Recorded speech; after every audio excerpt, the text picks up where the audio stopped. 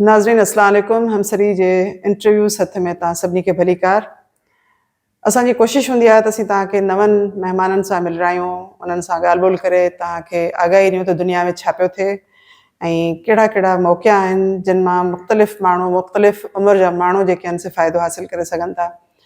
अॼु असांजे हमसरी इंटरव्यू सथ में असां सां हिकिड़ी नंढड़ी महिमान गॾु आहे, अंज़ल ख़्वाजा। पाण हींअर जेको आहे सो फैशन डिज़ाइनिंग में ग्रेजुएशन करे इंग्लैंड मां मोटी आहे ऐं असां चाहियूं था त उन्हनि सां ॻाल्हि ॿोल करे तव्हांखे आगाही ॾियूं त छोकिरियूं हींअर सिंध मां वञनि थियूं ॿाहिरि जे मुल्कनि में पढ़ी थियूं अचनि ऐं उन्हनि खां पोइ उहे पंहिंजे पंहिंजी जायुनि ते जॾहिं कमु कनि थियूं त पूरी सिंध खे उन्हनि ते मान महसूसु थो थिए, फ़ख़्रु महसूसु थो थिए। ऐं असां कोशिशि कंदा आहियूं त इन क़िस्म जा जेके महिमान हुजनि तव्हां सां इन करे मिल रहिया आहियूं त जीअं तव्हांखे मोटिवेशन मिले, उन्हनि छोकिरियुनि जे वालिदैन खे मोटिवेशन मिले जेके अञा ताईं पंहिंजे धीअनि जी तालीम में एतिरा संजीदा कोन्हनि। अंज़ल, तव्हांखे असांजे प्रोग्राम में भली कार। तव्हां असांखे ॿुधायो त तव्हांजो ताल्लुक़ु हैदराबाद में कहिड़े मतिलबु ईअं सम्झो त इलाइक़े सां आहे। तव्हां हैदराबाद में पंहिंजी जेका स्कूलिंग कई आहे उहा किथां खां कई आहे ऐं तव्हां कहिड़े कॉलेज में पढ़िया आहियो, इन जे बारे में थोरो असांखे ॿुधायो। जी ज़रूरु। मुंहिंजी पैदाइश जेका सभु हैदराबाद जी आहे ऐं हिकिड़े सिंधी घराने में पैदा थियसि, इहा मुंहिंजे लाइ इलाही फ़ख़्र जी ॻाल्हि आहे। ऐं मुंहिंजी जेका तालीम आहे हू बि हैदराबाद मां ई थियल आहे। काउंटी कैम्ब्रिज स्कूल आहे हिते ठंडी सड़क ते, सुठी प्राइवेट स्कूल आहे। उन मां मूं मैट्रिकुलेशन कयो ऐं पोइ मूं कॉलेज बि उते ई कंटिन्यू कयो। सो 11th and 12th ॿई मूं उते कया ऐं पोइ मुंहिंजो इत्तेफ़ाक़ थियो ॿाहिरि वञण जो। अच्छा, इहो इत्तेफ़ाक़ कीअं थी वियो? मतिलबु ॿाहिरि वञण जे लाइ असीं सोचींदा आहियूं त शायदि प्लैनिंग करणी पवंदी आहे, बाक़ाइदे तव्हांखे हिकिड़ो प्रोग्राम ठाहिणो पवंदो, पर तव्हां चओ था त इत्तेफ़ाक़ थियो। इत्तेफ़ाक़ असांखे ॿुधायो त उहो कीअं थी वियो? उहो इत्तेफ़ाक़ ईअं थियो जो मुंहिंजे जेके माउ पीउ आहिनि उन्हनि पंहिंजो दिलि मज़बूत कयो ऐं मूंखे चयो त तूं ॿाहिरि वञ ऐं तूं ॿाहिरि पढ़। अच्छा, इहा मूं ॻाल्हि कॾहिं एक्सपेक्ट कोन कई हुई। रियली? जी, मूंखां सम्झो साल ॿ पहिरीं मुंहिंजो भाउ ॿाहिरि वियो हो पढ़ण लाइ। तूं अञा बि उते ई आहे नैदरलैंड्स में, पर माण्हू जेको सो हिते पंहिंजी धीअनि खे ॿाहिरि छॾण में या अकेलो छॾण में थोरो कतराइनि था, माहौल जे करे या समाज जे करे। उन्हनि जो पंहिंजो कोन्हे, हू पंहिंजे लाइ सुठो ई सोचनि था। त इहो मुंहिंजी नज़र में इहो हिकिड़ो इत्तेफ़ाक़ हो त मुंहिंजे पेरेंट्स पाण चयो त तूं ॿाहिरि वञ, तूं ॿाहिरि पढ़। ऐं सम्झां थी इत्तेफ़ाक़ हो ऐं इनकलाब हो, तव्हांजे पेरेंट्स जे ज़हननि जो इनकलाब हो। अच्छा, हाणे असांजे मतिलबु उन्हनि खे नाज़रीन खे इहो इंतज़ारु हूंदो त अंज़ल आख़िर छा पढ़ण जे लाइ वई हुई। असांजे ज़ाहिरी ॻाल्हि आहे त नाज़रीन खे तव्हां ॿुधाईंदव त हितां तव्हां जेकॾहिं ग्रेजुएशन इंटर करे विया त तव्हांजे ज़हन में छा ख़्यालु हो त तव्हांखे जेको आहे सो डिज़ाइनर थियणो आहे, फैशन डिज़ाइनर थियणो आहे, या तव्हां पहिरीं ॿिए कंहिं फील्ड में वञण जो जेको आहे सो ख़्यालु पियो कयो, उन खां पोइ तव्हां वरी उनखे तब्दील करे फैशन डिज़ाइनिंग में आया? जी बिल्कुलु। मुंहिंजी जेका तालीम हुई मेजर कॉलेज में वो कंप्यूटर साइंस में हुई। कंप्यूटर साइंस में? जी, पर मूंखे नंढड़े हूंदे खां शौक़ु हो मूंखे जज थियणो आहे। जज थियणो आहे? जी, मूंखे इलाही शौक़ु हो त आउं जज थियां। अच्छा। पर पोइ अलाए कीअं बचपन खां ई मुंहिंजो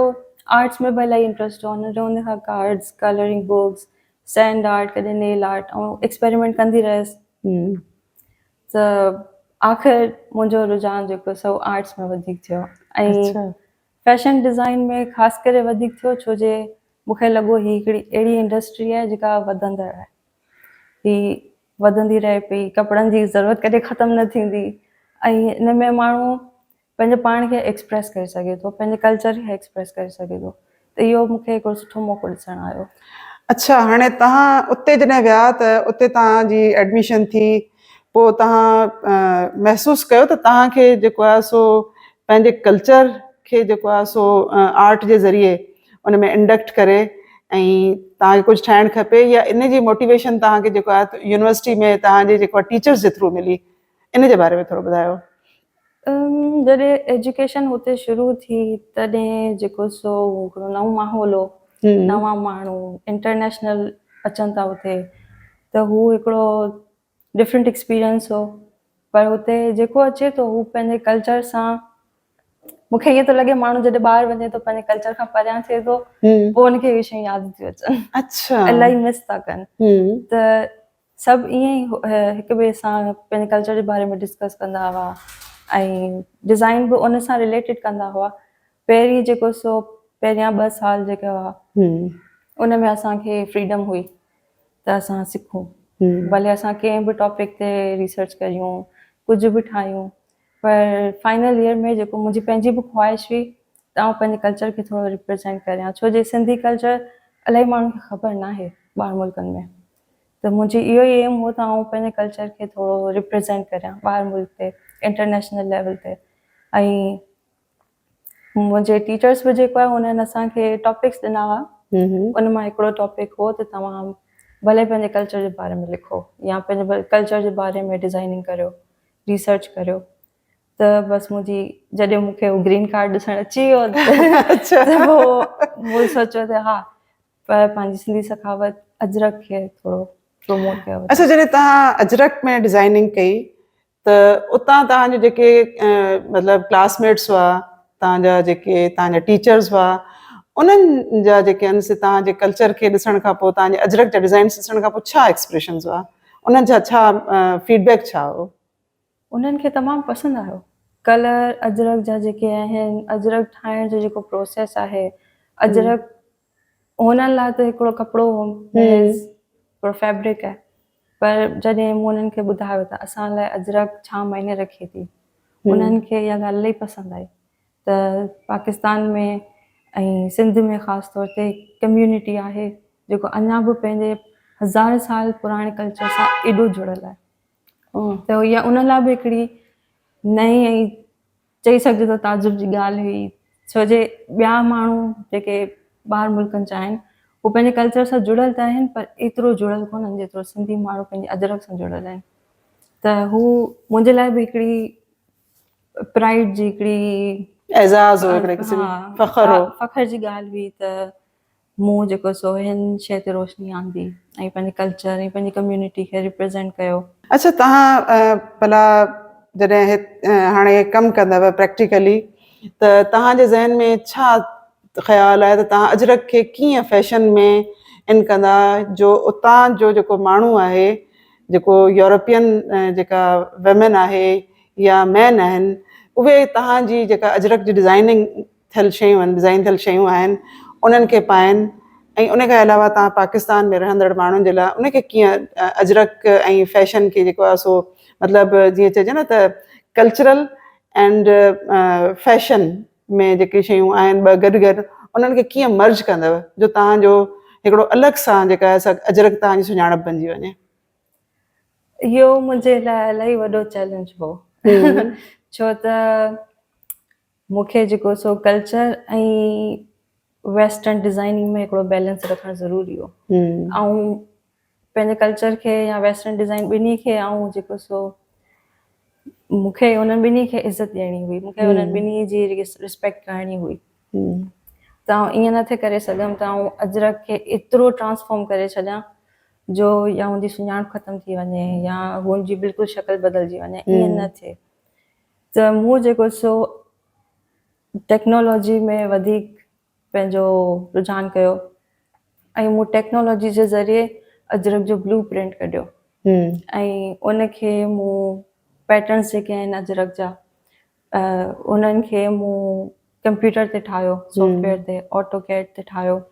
ऐं पोइ उन जे ज़रिए मूं उनखे लेज़र कट कयो। बजाए जे ब्लॉक प्रिंटिंग करण जे मूं लेज़र कट कयो ऐं बजाए जे कॉटन यूज़ करियां मूं ॿिया मटीरियल यूज़ कया, सिल्क थी वियो, लेदर थी वियो। अच्छा, त उन ज़रिए मूं हू शइ जेका सा वेस्टर्न लिहाज़ सां डिज़ाइन कई, मतिलबु वेस्टर्न फ्रेंडली ईअं चई सघूं था त उहा थी पई। जी, अच्छा, पर हू कपिड़ा जेके आहिनि हू कुझु डिज़ाइन्स आहिनि अहिड़ा जेके सूटेबल आहिनि, जेके वेस्ट में बि पाइजा वञनि ऐं ईस्ट में बि पाइजा वञनि, छो जे उनमें जैकेट्स बि आहिनि, उनमें कोट्स बि आहिनि, ऐं हुन में ट्राउज़र्स बि आहिनि त हू अहिड़ी शयूं आहिनि जेको हर को पाए थो ऐं मुंहिंजा डिज़ाइन्स आउं चवंदसि त हर हुन माण्हू लाइ सूटेबल आहिनि जेको पास्ट खे हिस्ट्री खे माज़ी खे जेको रेस्पेक्ट करे ॾिए थो ऐं हुनखे यादि करणु पसंदि करे थो हर हुन माण्हू लाइ जेको कल्चरल इंथुज़ियास्ट आहे उन्हनि सभिनी लाइ उहो सूटेबल आहे अच्छा भला हींअर तव्हां ग्रेजुएशन खां पोइ हिते को एग्ज़िबिशन कयो आहे अञा मतिलबु या को प्लान आहे तव्हांजो एग्ज़िबिशन करण जो मुंहिंजी ग्रेजुएशन थी हुई जुलाई 2023 में पर हुते मूं एग्ज़िबिशन कया हुते कैटवॉक शो थियो फैशन शो थियो ऐं हुते कवरेज थी लंडन में पर आउं हुनखां पोइ हुते ई रही पियसि अच्छा कम जे तौर ते ऐं पोइ मुंहिंजो वापसि अचणु हींअर जुलाई जे एंड में ई थियो आहे अच्छा त फ़िलहालु त मूं अञा कोई एग्ज़िबिशन नाहे कयो पर मूं प्लान करियां पई ऐं मुंहिंजी उमेद आहे एग्ज़िबिशन जेकॾहिं तव्हां अञा न कयो आहे त पोइ हला हिते हिकिड़ो फैशन शो कराए छॾियो त जीअं हैदराबाद जे माण्हुनि खे हिकिड़ी सुठी जेका आहे एक्टिविटी मिली वञे ऐं तव्हांखे पंहिंजो पाण खे इंट्रोड्यूस कराइण जो मौक़ो मिली वञे ऐं उन खां अलावा तव्हां अजरक खे जेको तव्हां वेस्टर्नाइज़ जेको हिकिड़ो टच ॾियो पिया त उन सां गॾु असांजी नौजवान छोकिरियुनि खे बि कुझु जेको आहे सो ख़बर पवे त इहा शइ कीअं तव्हां फैशन में जेको आहे सो आणियो पिया त जीअं तव्हांजो ब्रांड जॾहिं अचे त उन जूं नौजवान जेके बायर्स जेके आहिनि उहे पहिरीं मौजूदु हुजनि उहा तव्हांजी ॻाल्हि ऐं सजेशन सही आहे इहो आइडिया भले ई सुठो आहे त अहिड़ो इवेंट पोइ कराइणु खपे जंहिंसां जेके ॿियूं छोकिरियूं आहिनि मुंहिंजी हम उमिरि आहिनि या मूंखां नंढियूं आहिनि उन्हनि खे हिकिड़ी इंस्पिरेशन मिले इहो आइडिया तव्हांजो इलाही सुठो आहे ऐं हिन ते आउं अञा सोच वीचार करियां पई ऐं प्लान करियां पई त इहो कीअं कजे किथे कजे ॿिया डिज़ाइन ठाहिजनि ॿिए तरीक़े जा ठाहिजनि उहो प्रोसेस आहे उहो हले पियो अच्छा अंज़ल असांखे ॿुधायो त जॾहिं हितां खां छोकिरियूं ॿाहिरि वञनि थियूं त उन्हनि छोकिरियुनि खे जेके ज़ाहिरी ॻाल्हि आहे त तालीम जे लाइ वञनि थियूं पर हिकिड़ो कल्चरल डिफरेंस हूंदो आहे तव्हांजो त कहिड़ियूं कहिड़ियूं प्रॉब्लम्स जेके आहिनि उहे उन्हनि खे फेस करणु मतिलबु फेस करणियूं पवनि थियूं मुंहिंजो मञणु आहे त तव्हांजी ज़िंदगी में हर वक़्तु हर रोज़ु का न का प्रॉब्लम ज़रूरु हूंदी वेरी ट्रू तव्हांखे चूज़ करिणो आहे तव्हांखे ही प्रॉब्लम खपे या ही प्रॉब्लम मतिलबु लेस और मोर हा तव्हांखे इहो चूज़ करिणो आहे सही सही त जॾहिं तव्हां ॿाहिरि वञो था तॾहिं बि तव्हां लाइ हिकिड़ी प्रॉब्लम थिए थी पर जॾहिं तव्हां हिते ई रहो था तॾहिं बि तव्हां लाइ प्रॉब्लम्स थियनि थियूं तव्हां अगरि हिकिड़े ई मुल्क में हिकिड़े ई घर में रहो था सॼी ज़िंदगी या काफ़ी सालनि ताईं